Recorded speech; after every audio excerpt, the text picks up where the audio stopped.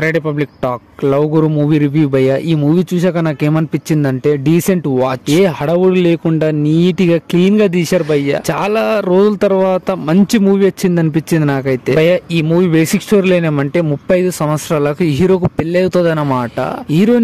Movie హీరోని అవ్వాలని కోరిక ఉంటుంది అన్నమాట. వీళ్ళిద్దరు కలిశాక అసలు ఏం జరిగింది, అసలు హీరోని అయిందా లేదా, విక్రమ్ క్యారెక్టర్ ఎవరు తెలుసుకోవాలంటే ఈ మూవీని కంపల్సరీ చూడాల్సిందే భయ్య.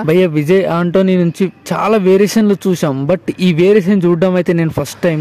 దీంట్లో అయితే ఫుల్ ఎమోషనల్ భయ్య. హీరోని కూడా ఫుల్ ఎమోషనల్ ఉంటది. హీరో సెకండ్ హాఫ్ లో అయితే చాలా అంటే చాలా బాగుంటది. ఈ మూవీ అంతా వీళ్ళిద్దరు పర్ఫార్మెన్స్ మీదనే డిపెండ్ అయి ఉంటది భయ్య. వైఫ్ అండ్ హస్బెండ్ ఎలా ఉండాలో ఆ పాయింట్స్ చూపించారు కదా, చాలా బాగా చూపించారు భయ్య. ఈ మూవీ అయితే ఫుల్ ఎమోషనల్ మీదనే రన్ అవుతుంది భయ్య.